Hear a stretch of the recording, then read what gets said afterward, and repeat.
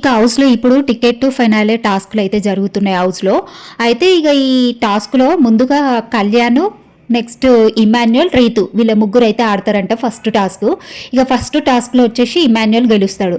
ఇక second task వచ్చేసి Bharani, demon Pawan, Tanuja ఆడతారంట. ఇక ఇందులో గెలిచింది మాత్రం తనుజ. తనుజ అయితే సెకండ్ రౌండ్లో విన్ అవుతుందంట సెకండ్ టాస్క్లో.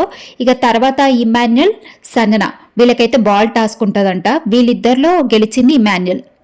ఇక తర్వాత తనుజ అండ్ సుమన్ శెట్టి వీళ్ళిద్దరిలో గెలిచింది తనుజ.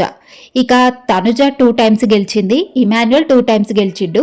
ఇక ఉన్న వాళ్ళతోటి వీళ్ళిద్దరు ఆడాలి, లేదంటే వీళ్ళిద్దరు పోటీ పడతారా అనేది ఇంకా అప్డేట్ వస్తుంది. ఇక last final ticket final win అయ్యేది మాత్రం ఇక పక్క ఇమాన్యుయల్ అనే చెప్పుకోవాలి. ఎందుకంటే ఇమాన్యుయల్తో ఎవరు ఇక గెలవలేకపోతున్నారు. ఇక ఫిజికల్ టాస్క్ పెడితే మాత్రం ఇమాన్యుయల్ పక్క టికెట్ టు ఫైనలే గెలుస్తాడు.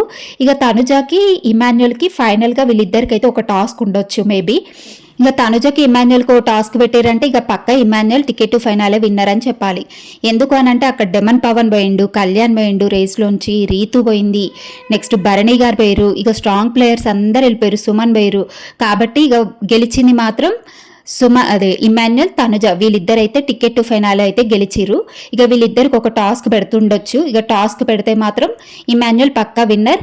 ఇక తనుజ కూడా టాప్ 5లో కంపల్సరీ ఉంటుంది. ఆమె విన్ అయినా కాకపోయినా ఇంకా టాప్ 5 అనేసి ఫిక్స్ చేసిరు. కాబట్టి ఇక ఇమాన్యుయల్ విన్నరు, రన్నరు ఇక వీళ్ళిద్దరిలోనే ఉన్నారు అని చెప్పాలి.